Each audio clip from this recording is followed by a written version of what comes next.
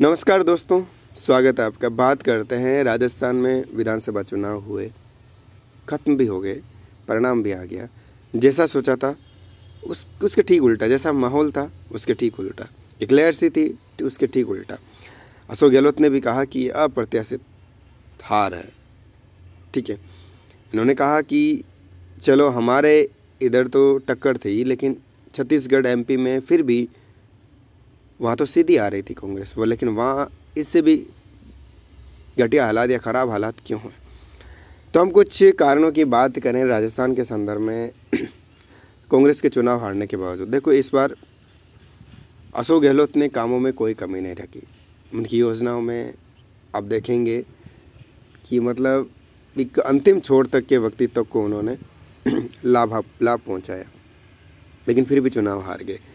लोग कह रहे हैं कि लोगों ने काम को वोट नहीं दिया, ऐसा नहीं है। लोग कह रहे हैं कि धार्मिक मुद्दों को वोट दिया, मोदी के चेहरे पर दिया। देखिएगा, कुछ फैक्टर सब ने काम किया है, लेकिन मुख्य फैक्टर जो यहाँ पर जहाँ तक मुझे लगता है वो मुख्य फैक्टर काम किया सचिन पायलट का। दूसरा, स्थानीय उम्मीदवार को जिताने के चक्कर में, ठीक है, स्थानीय उम्मीदवार सबकी धारणा बनी हुई थी कि हमें यहाँ तो हमारा कैंडिडेट चाहिए और स्टेट में अशोक गहलोत आ रहे हैं, लेकिन उन्हें ये नहीं पता था कि अगर यहाँ से आप जिता कर कैंडिडेट नहीं भेजेंगे तो मुख्यमंत्री अशोक गहलोत दोबारा कैसे आएंगे, ये भी धारणा थी। तीसरा जो है, आरएलपी ने लगभग 17 सीटों पर जो है कैंडिडेट उतार दिए। ठीक है, अब उसने क्या कि देखो, वोट बैंक किसका खाया? कांग्रेस का ही खाया आरएलपी ने। अगर 50 वोट खाए तो उसने समीकरण बिगाड़ा, और 20 से 25 सीटें ऐसी है जो बहुत कम मार्जिन से कांग्रेस हारी है। ठीक है, फिर 17 मंत्री भी हार गए, ये सबसे बड़ी खामी रही इस चुनाव में। 17 वो 70 सीटें ये, तो सरकार तो वैसे ही बन जाती।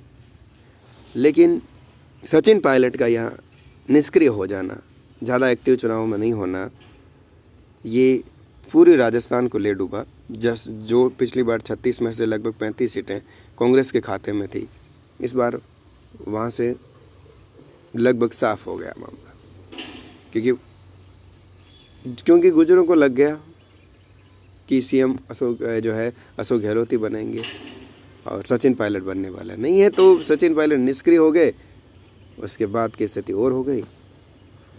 ठीक है, लेकिन अशोक गहलोत इस बार बन जाता है, लेकिन अगली बार तो सचिन पायलट ही थे, थोड़ा साथ देना चाहिए था, तो ये स्थितियाँ नहीं होती।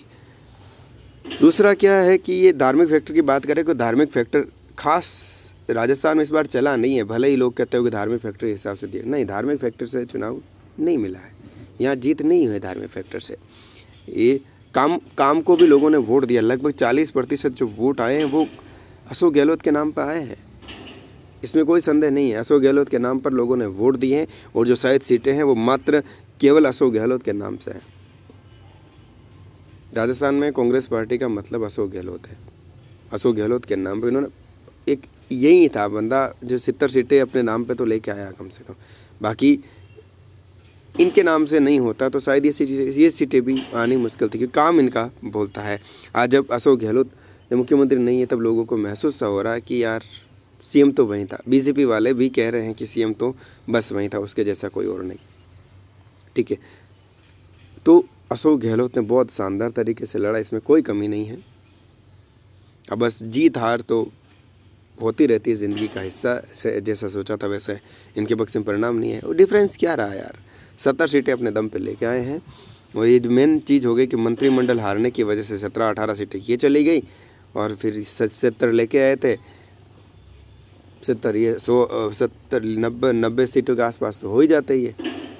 ठीक है, 90 सीटें होती तो भी ये बना लेते सरकार। अब लेकिन चुनाव है, हो गया, लेकिन काम की काबिल तारीफ़ करते हैं मुख्यमंत्री अशोक गहलोत की। खासकर हम बेरोज़गारों के लिए, हम और आपके लिए, क्योंकि 3 लाख प्लस नौकरियां दी, और प्राइवेट भी रोज़गार मेलों के जरिए प्राइवेट में भी करीब 10 लाख नौकरियां वहाँ इन्होंने दी हैं।